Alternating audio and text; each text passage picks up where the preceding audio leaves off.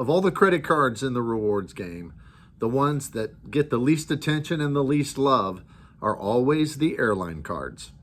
When you compare them to especially transferable currency cards like the Chase Sapphire cards or the Citi Strata card, or especially the American Express Gold Platinum, all of those transferable currencies, people always say airline cards don't measure up.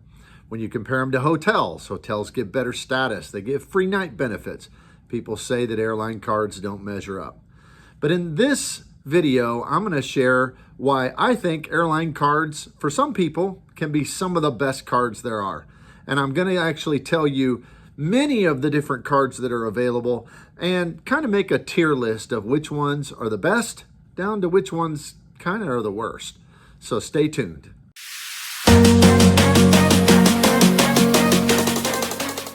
As we get started into our ultimate tier list of airline credit cards, we're going to use several metrics to determine which card should be in the S class, that's super, stupendous, whatever word you want to use, the best of the best, and A class, B class, C class, and then D and F class. And we're going to scale each one of them individually from all the different issuers, from Chase, from Citi, American Express, cards for United Airlines, American Airlines, Delta. We'll even look at Spirit, Frontier, Southwest. And as we do so, we're going to look at it through several different lenses, several different means of determining what's best and what isn't. And we're going to look at things like net annual fee. You know, most good airline cards at least have some kind of annual fee. But what do you get back for that annual fee? What kind of benefits do you get? So we'll use that in our determination. We're also going to look at some of the benefits that come with the card. You know, what are some of the credits that it has, or how does it help you as you're going about your daily life? Does it give you anything back for the fees that you're paying? And then we'll look at some kind of airline specific concepts, like how does it help you with checked bags, or how does it help you actually with priority boarding, trying to get on the plane? Does it help you actually travel better? And then lastly, we'll look at status, because if a person's interested in an airline card, oftentimes it's because they're very interested in airline status. And I am pretty interested in that myself. I've had airline status, pretty high airline status on all three of the major U.S. carriers, American, United, and Delta. I value it. I know some people do. So what kind of airline status, how does it help you to achieve that kind of status? So let's go ahead and dive into our tier list, and we'll start off with the cards by United. Now, the first card that we look at in United's lineup is their no annual fee United Gateway card. Now, I've never had this card. I'm going to have this card in the future because I'm going to downgrade my United Explorer to it just as a downgrade path, because when you downgrade from the Explorer card down to the Gateway, you can get those kind of expanded award availability, as far as at least I've heard from other people. And I'm hoping that's true, because I don't want or don't need a United card anymore. I don't fly them very much, but I do have a bunch of miles with them. So I want to make sure I get the most award availability. Now, it's important to know you can't do that if you just apply for the Gateway card. You have to actually kind of product change it from one of the other cards. But when it comes to the United Gateway card, really the only perk that it gives, besides having no annual fee, is it allows you to get back, I think it's 25% on in-flight purchases. So if you buy a drink on the plane, or if you buy some kind of food product on the plane, you get 25% back. And that's kind of it. So what kind of card would this be? Well, the pros are it has no annual fee. And that's always good, because then you just keep the card forever and it doesn't really hurt you. And with Chase, they don't have a 5-card limit like American Express, so that's not a problem. The only thing is they do have a maximum credit limit they'll allow. So as long as it's not interfering with that, just keeping this card's fine. So that's a pro. But on the con side, it really doesn't do much for you except give you a United card. And it doesn't give a lot of multipliers. And I will say this, I should have said it earlier, but I'm not looking at a lot of multipliers on this list, because some of the cards have better than other cards when it comes to multipliers. But let's just get this out of the way. no airline card is going to have great multipliers. Now, there are kind of unique exceptions, and I'll try to point that out as we go. Like, for instance, one of the American cards gives like 10x through the portal if you rent cars and stuff like that. But for the most part, you don't want an airline card to be your regular spending card unless you're chasing status. So we're not looking at that. And the gateway card does not have good earnings. So where do we put this gateway card? Well, the only reason it ranked this high is because it is a zero annual fee card. You can keep it, forget about it. It's not a big deal, but it doesn't really give you anything. So I'm going to put the gateway card in the C category. Now we come to the United Explorer card. Now the United Explorer card is a big time upgrade from the gateway card. I have this card right now. Probably not going to keep it because even though the perks are pretty solid for people who fly United a lot, and I used to be a status flyer with United, I'm not anymore, so I don't need this card.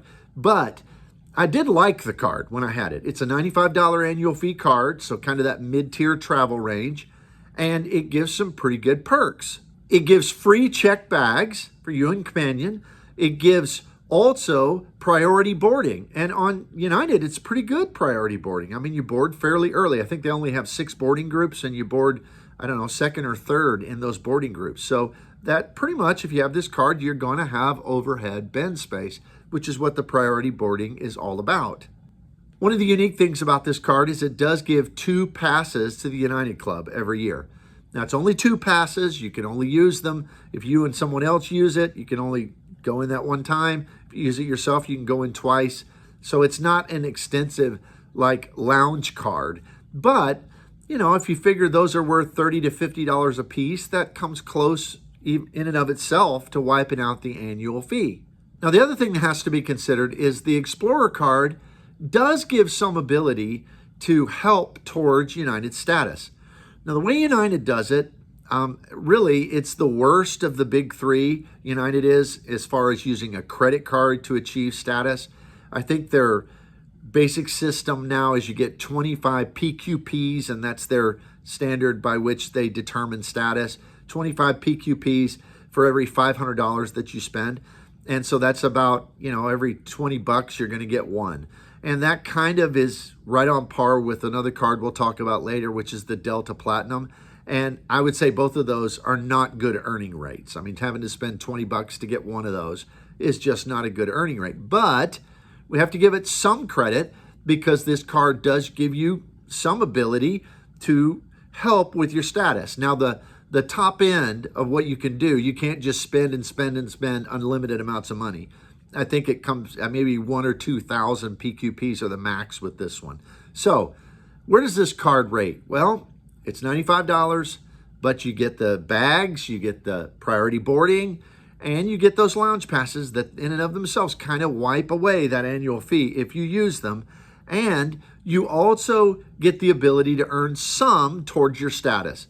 So I'm going to put the United Explorer card in the B tier. It's a solid card. Next, we come to the United Quest card.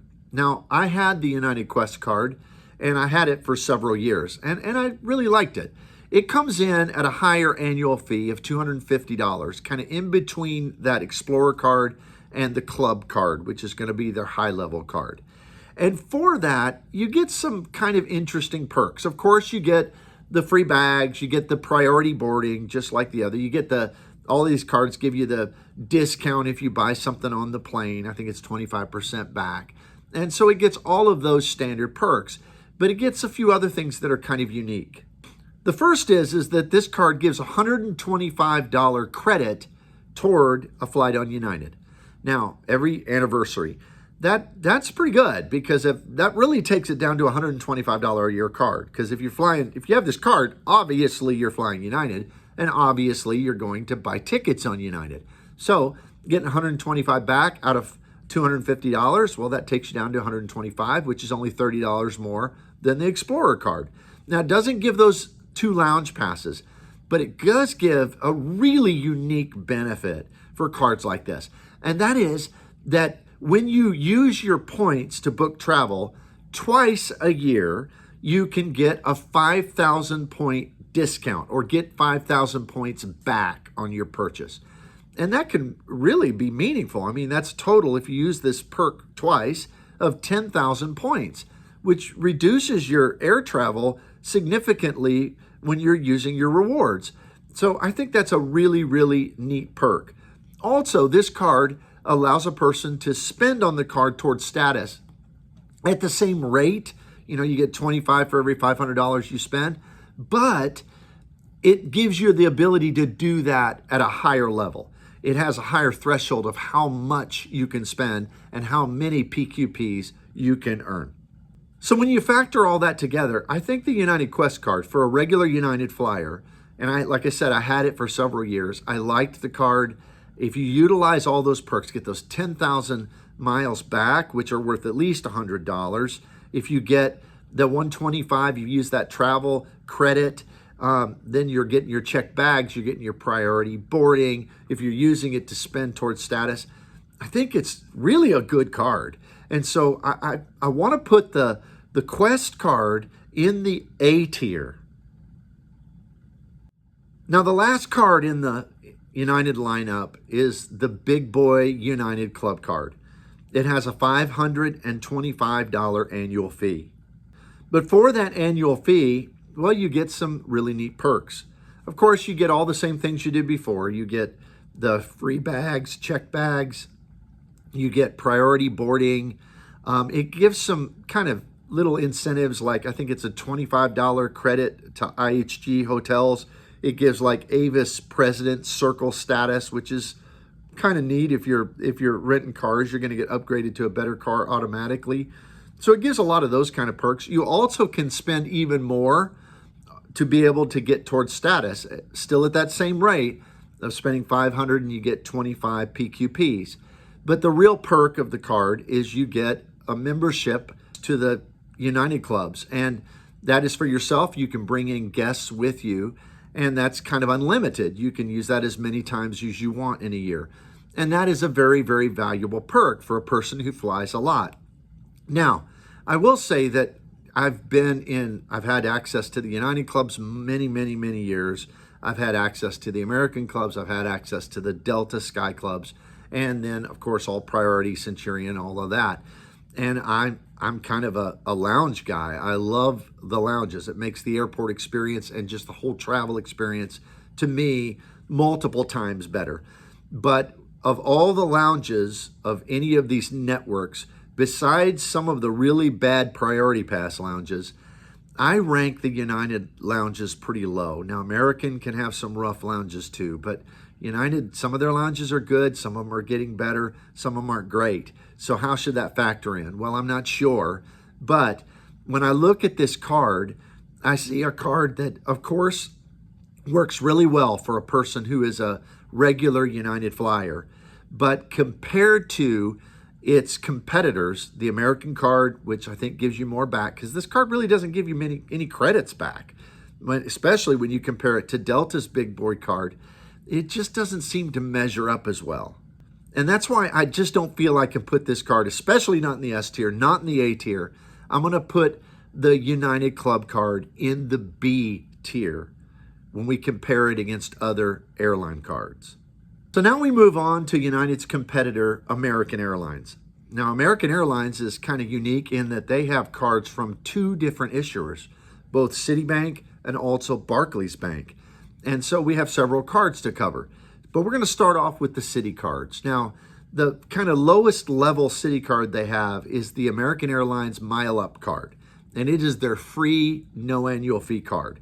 Now, this card, it has that same kind of somewhat meaningless perk of 25% back when you spend on the plane. So drinks or food service or whatever it may be. And pretty much that's it. And that doesn't make it all that great. However, it does have one real negative to it, and that is it has a foreign transaction fee. That means if you use it outside the United States, they're going to tack on an extra fee every time you swipe that card, which, in my opinion, no airline card, because by definition, airline cards are travel cards. And of course, people are going to be traveling, so no card should have that. So that dings this card big time.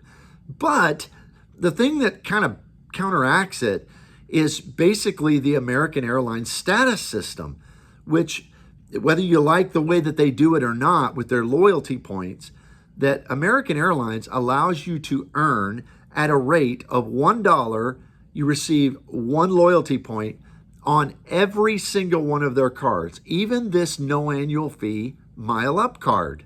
And because of that feature, a person could have a no annual fee card and they could spend and spend and spend on this card that doesn't cost them anything. And you could achieve any level of American Airlines status with a no annual fee card. And you could pretty much do it by spending the exact same as with their more expensive cards. So I think that has to counteract on some level that really bad decision on the part of Citibank to give it a foreign transaction fee. So I'm going to put this card, it's definitely not an A or an S tier card, but I think because of the American Airlines system and the ability to spend towards status, the Mile Up card goes into the B tier. The next card on the list is the Platinum card by Citibank, the American Airlines Platinum card. Now, I've had this card as well, and it's a pretty good card overall. It's just kind of your quintessential mid-tier card, kind of like that United Explorer card we talked about already. It's a $95 annual fee, or I think it's $99. They mix it up a little bit. You don't pay it in the first year. And when it comes to just the perks that it gives free bags, of course, for you and companions. It gives you kind of priority boarding like the other cards often do. It gives you the credit back if you spend on the plane, all of those little perks that are typical. So is there anything that makes this card kind of special? Well, you can get a flight credit if you spend enough on the card in a year. And I think it's $100 or $125 flight credit when you spend, I don't remember, $10,000, $15,000, $20,000. So I'm not really factoring that in because that can wipe out the annual fee, but you've got to spend quite a bit. But the reason that perk is kind of nice is because if you have an American Airlines card, you probably are spending on it because they're so good for spending towards status. Because this card has that same feature that the other card did, the Mile Up card, in that you can spend and there's really no limit to it. You're going to get, for every $1 you spend, you're going to get 1 loyalty point. So where would I put this card? Well, I'm going to put it in the same tier as the Mile Up card and put it right there in the B category. Now we get to Citi's kind of top tier offering when it comes to American Airlines, and that is the Executive card. Now the Citi Executive, this card is the one that gives you access to all of the Admirals Clubs. And Admirals Clubs, as I said before, kind of like United's Clubs. Some of them are really good. I mean, there's one in Dallas that is just outstanding. There are others that are pretty good. And then there are some that are just kind of subpar. So it kind of is a hit or miss depending on where you're flying through on that. But it does give you, and it gives you guests. You can take companions with you when you fly, which is why somebody would want a high dollar card like this. And when we say a high dollar card, it's $595 a year. But different than the United card that we talked about before, this one kind of gives you some other perks. It gives you 3 different perks at a rate of $10 a month if you use them. And they're kind of use them or lose them. They took kind of a page out of the American Express playbook on this. Because the first one you get is the dumbest one of all, which is the Lyft credits. In fact, I don't even know if this works because I took 3 Lyft rides one month and it didn't work. I didn't get the credit, but I didn't really get that upset about it because I use the card for a lot of other reasons that I care about. But you get $10 a month on Lyft rides after you've taken 3 Lyft rides, which I just kind of discount that one. But then you get a $10 a month Grubhub credit. Now I use that every single month because you can do a pickup order. It does cost $1 or $2 more, but you do a pickup order, you're getting $10 off of that, getting $10 back at least. So that's a pretty easy credit to use. And the last is you get a $120 Avis credit. Now I just redeemed that like 2 months ago, and I rented a car online through their portal, and boom, within just a few days, $120 credited back. So that's a real $120 back off of your fee for the year. So, I mean, basically you're paying $595, but you got pretty easy $240 back, discounting that ridiculous lift credit. So you get those perks. You also get to spend unlimitedly. $1 spent gives you 1 loyalty point, just like the other cards. But what I really like about this card is the status boost kind of thresholds. And that is when you hit 50,000 loyalty points. Now that doesn't mean $50,000 spending on the card. That means when you just hit 50,000 loyalty points, however you got them, from flying or from staying in AA hotels or renting cars from American Airlines or shopping through their portal, however you got them, when you hit 50, you get 10,000 bonus. And then when you hit 90, you get 10,000 bonus. So that takes the thresholds in order to receive American status. You know, normally you have to have 75,000 to hit platinum. Well, with that extra 10, you're only going to have 65,000. And you'd have to have 125,000 to get Platinum Pro. With that extra 20, you only have to have 105. So to me, this card is really stellar when it comes to being able to reach American Airlines status. And that's why I have it. It's kind of my tool for helping me round out to the status level that I want. So where would I rank this card? Well, it's better than the other two, and they were in B. I don't think, because we're going to have some S tier cards on this list, and I just don't think it rises to that level. So even though I have this card, I don't plan to get rid of this card. I use this card. I think it's a great card for people who travel a lot, are going to use the clubs, and are trying to reach status. And so I'm going to put the executive card from Citi for American Airlines into the A tier. Now we move to the American Airlines cards that are issued by Barclays Bank. And I'm not sure why they have two different issuers, but I have read that maybe it's because when they bought US Airways a while back that, you know, one of them used one issuer and the other one used the other, and they've just kind of used them both. But this is the one you see if you go through airports, like especially if you go through Dallas, Fort Worth, you're going to see advertisements for the Red Aviator card everywhere. And it's like the others. It's that $95 to $99 annual fee mid-tier credit card. And it, again, you can earn status with American by spending on the card at a 1-to-1 rate. So it's got all those same features. And it also gives, of course, the free check bags and gives priority boarding and $25 credit for Wi-Fi, which is kind of a unique feature on this card. But one of the things that I really think makes it stand out is if you spend $20,000 on this card, which again, that's a lot of money to spend, but people are chasing status, they're going to do that, unless at least many people will. So you get a companion certificate on American Airlines that only costs you $99. So that could be worth very little, or it could be worth a lot, depending on what flight that you take. But with a $99 travel certificate, you got to pay the taxes and fees in addition to that. But I think this card really can be useful for people, especially if they're going to hit that spend threshold, trying to reach status, and they get to have a companion go with them for $99. And if you use that flying coast to coast, well, that could save you hundreds and hundreds of dollars. So where would I put this card?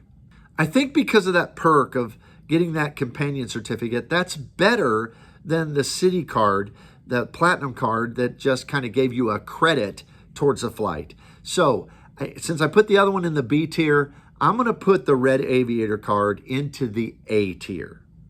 The last card we're going to talk about for American Airlines also is issued by Barclays, but you can't just apply for it. You have to have the Red Aviator card, and then you can request an upgrade to the Aviator Silver card.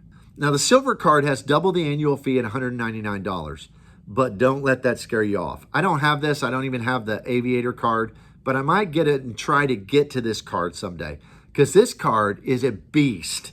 I mean, it's got some really, really cool features. The first thing I note is it helps you, kind of like that Citibank executive card, where if you hit those certain thresholds, it helps you reach more status, gives you more loyalty points. The Aviator Silver card works in a different way. Once you hit a $15,000 spend threshold, then you get a bonus. I think it's 5,000 points, I think. And there might even be another spend threshold later. I can't remember on that. But when it comes to this card, that helps you, because people, like we said, are trying to reach status, are going to be spending on their card. So that's just a boost towards your status. It also gives a $50 Wi-Fi credit. Now, I wish that American and United would do free Wi-Fi on all their planes like Delta's trying to do, but a $50 Wi-Fi credit, that's $50 back in your pocket if you're going to use the Wi-Fi and work on the plane versus the $199 annual fee. So it'll take it right off of that.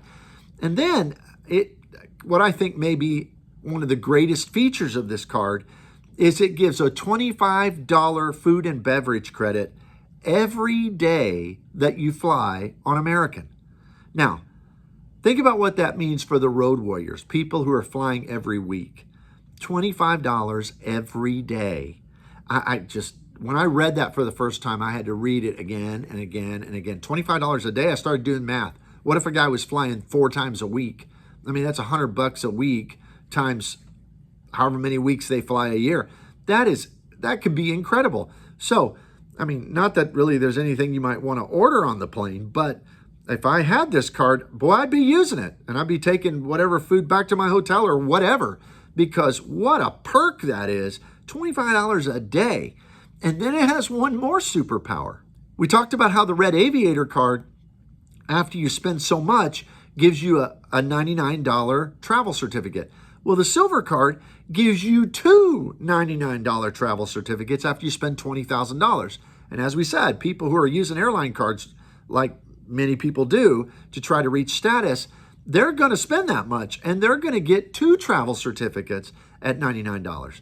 So where would I put this card? Well, I think that the Aviator Silver card may be the best card for American Airlines, and one of the best cards on this list. It's just really easy to get back your annual fee and get way, way, way more value. So this is the first card that I'm going to put right up at the top in the S tier. Now at this point, we transition to the Delta Airline cards issued by American Express. There are 4 of them. And we'll start at the bottom with the Delta Blue card. Now the Delta Blue card is a no frills, no annual fee card. It does give you some back when you purchase food or beverages on the plane, but it's even less than that which is offered by the other cards that we've talked about. You get 20% back. It does have no foreign transaction fees, but when it comes to the rest, that's it. I mean, you don't get the free bags, you don't get the priority boarding, and you don't even get the 15% off on Delta flights like you would with all of the other cards. Their kind of promotion that they've kind of made permanent, where you get 15% off if you're booking award flights. And we'll talk about that more with the other cards, but it doesn't even give that. So I'm going to give the Blue card, even though I have Delta cards and I think they're going to have, their lineup has some outstanding cards. But this is a D tier card. In fact, I don't even know if I'd use it as a downgrade path. It's a D card. The next one in the lineup is the Delta Gold card. Now, the Delta Gold card used to be in that $95 a year range like the others, their competitors, but they moved it up to $150 a year. However, I really don't think it was a bad move, because if you're using the cards to their maximum potential, it really can give you back that and more. Because the card comes with a $100 Delta Stays credit. Now, the Delta Stays is their kind of platform. I think it's run by Expedia, and you book through there, and they're just going to give you a credit back if you book a hotel with that. And I've used it. It went through very smoothly, got my credit, no problem. Now, this card also, of course, is going to give you free check bags, and it's going to give you somewhat of a priority boarding. But you don't have any means of earning towards status with the Gold card, and of course, no access to any of the Delta Sky Lounges. So this card gives you that credit with their Delta Stays, with their hotels, but it also has another superpower. When you spend $15,000 on the card, then you get a $200 flight credit. So that right there is going to give you back more. Now, because you can't really earn towards status with it, maybe it'd be harder to justify spending that much on this card. Now, in my situation, I had downgraded to this card, and then I saw the changes because I didn't like the initial changes with the Delta Reserve and the Delta Platinum. So I downgraded to this card and thought I'll keep it a year and then I'll transfer it back. And then I hit that $15,000 spending. I got the $200 and then they changed the cards again. And then I upgraded back to the Reserve card. And so I ended up having the Reserve card and all of its benefits and the $200 credit, which was pretty sweet. So where does this card rank? Well, I think with the being able to get back more than your annual fee pretty easily, if it had the ability to earn anything towards status, then I would rank it even higher. But because of that, it's certainly not a bad card, but I can't rank it in the A or the S tier. So I'm going to put the Delta Gold squarely in the B tier. Next, we have the Delta Platinum card. Now, the Delta Platinum, along with the Reserve and the Gold, has gone through a lot of changes. But as of now, it has a $350 annual fee. But that $350 annual fee shouldn't scare people off who are going to use the card and use it properly, because this card has really a lot of perks. First of all, it also has a Delta Stays credit. And so if you book a hotel with this card through their portal, you're going to get that credit back, and that'll come right off the annual fee. It also has a Resi credit of $10 a month. So if you go to a restaurant, and I've used this, there is one Resi restaurant in my community, but I go there every single month, and I actually have the Reserve card, but it's the same kind of credit. And I just charge it to my card, and it comes right off. So it's a very, very easy credit to use. So you got those two credits that are coming back. But then you have the superpower of this card.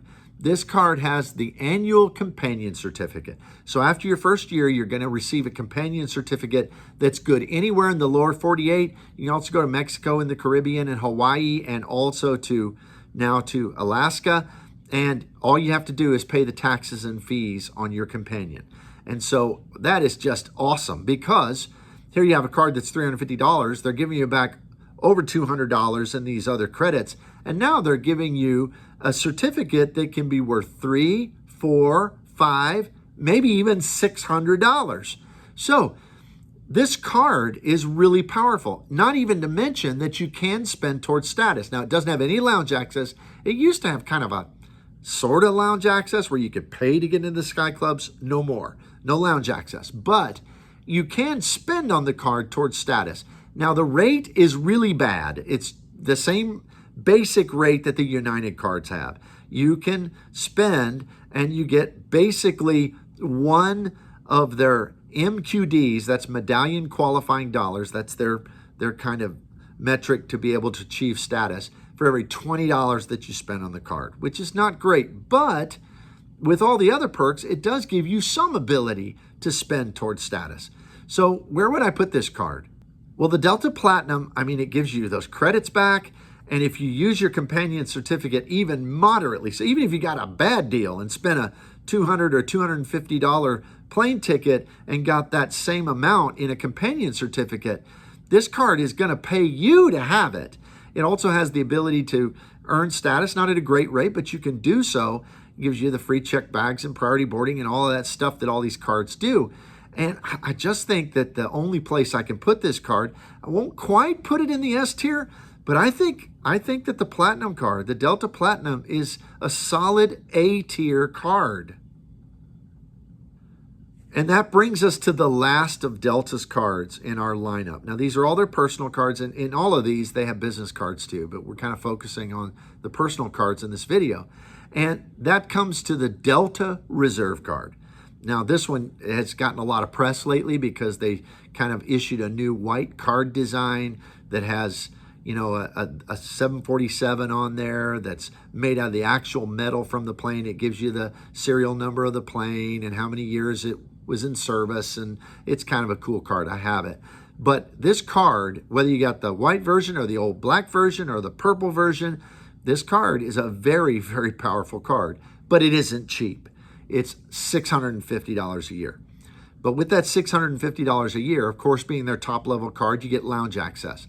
And a lot of people have grumbled about the lounge access being limited next year in 2025 down to 15 visits a year.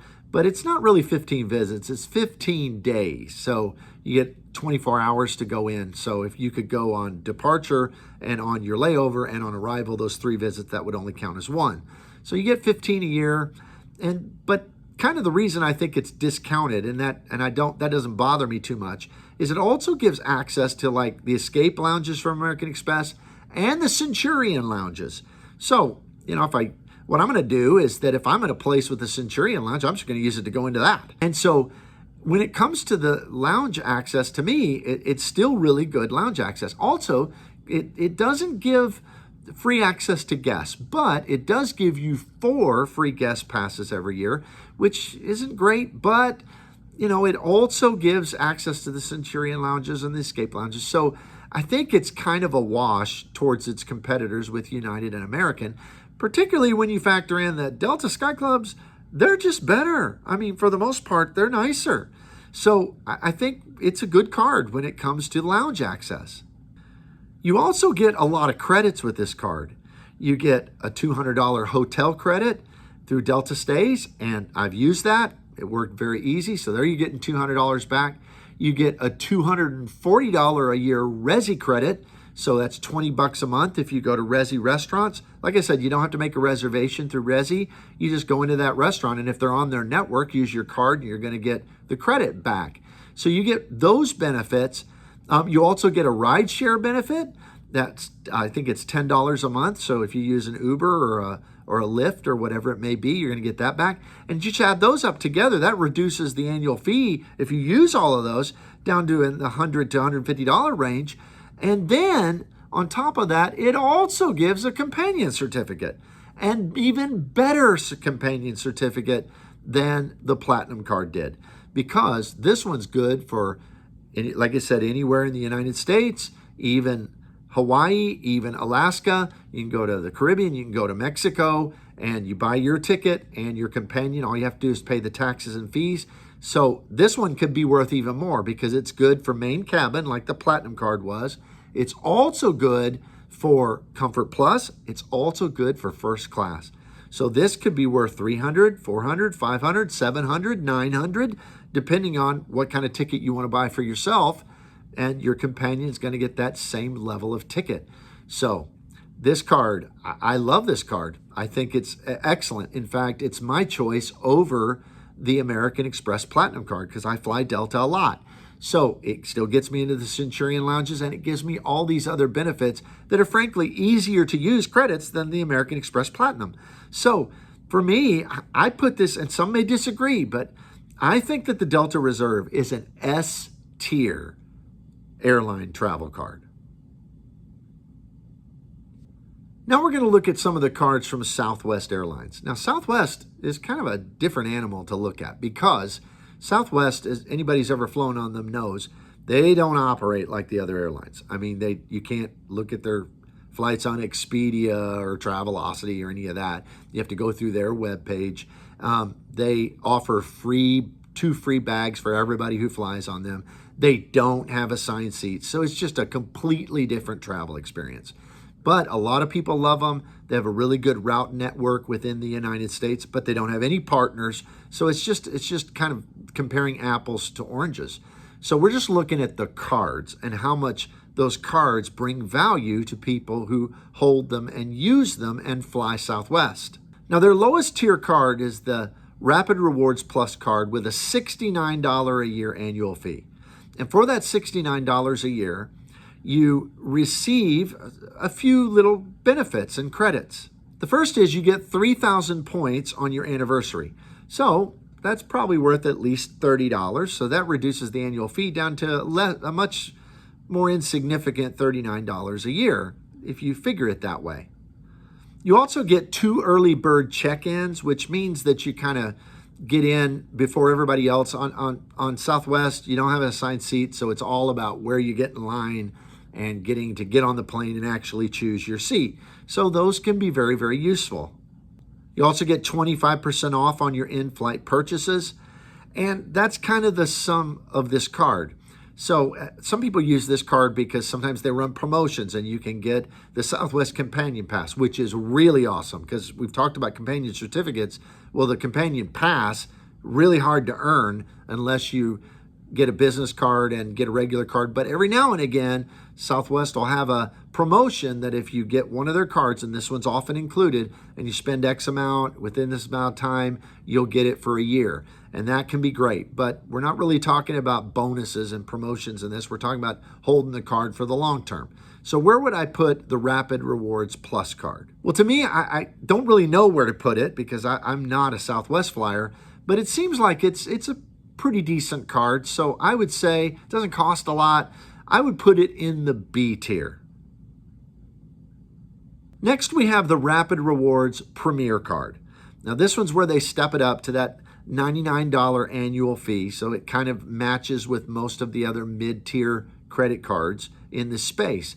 And this one gives you twice as much. You get 6,000 points annually. So if you're 99, you're getting $60 at least minimum back worth of points. So that reduces it down, which is a pretty good perk. You also get the 2 early bird check-ins, and then their metric for being able to determine status. And I have to admit, I don't know a lot about the status with Southwest Airlines. I think that status gives you the ability to, be able to choose your seats before everybody else, get in the front of the line, so to speak. But this card does allow people to earn towards that. And the earning that it gives is their TQPs, which is kind of their points that equate to status. And you get 1,500 of those for every $5,000 that you spend on the card. So where would I put this card? Well, I think it's kind of like the last card. I mean, I don't really know how to judge it. It's a little bit better as far as it gives them people the ability to work towards some level of status with Southwest. I don't know how valuable that is, but if people like it, I mean, it gives you the ability to do that. It costs a little more, gives you more points back. So I think it's kind of a wash with the previous card, and I'd say I'd put it in the B category. The last card is the Southwest Rapid Rewards Priority card. And this card has a $149 annual fee. Now it has the same ability to earn towards status at that $1,500 for every $5,000 spent that we talked about with the previous card. But it does have some cool perks. It gives you 7,500 points every year. So that cuts the annual fee. If you figure those points are worth a penny piece, that kind of breaks that annual fee in half down to $75. But in addition to that, this card gives a flight credit on Southwest of $75. So that kind of washes out the annual fee altogether. It also gives 4 of those upgrade certificates where you can kind of skip the line, go to the front, and how they work it on Southwest. So when I look at this card compared to the others, it's definitely better because you're ending up with a easy net zero or positive annual fee. So, and you can still earn towards status on Southwest and all of that. So I'm going to give this priority card for Southwest, I'm going to give it the A tier. Now we're going to look at some of the lesser used or lesser known airlines, and we've all heard of them, but they just don't get flown as much as the others. So we're going to start off with JetBlue. Now, JetBlue has 2 cards that we're going to examine. Now, the first is just the JetBlue card, and this is their no annual fee version. It does give the ability to earn towards Mosaic status, which is their status metric on JetBlue. It also has no foreign transaction fees. And so this card is a 0 annual fee card. If a person is a loyal JetBlue flyer, I'd say it's pretty good. It's not great. It's not terrible, but I'd put it in the C tier.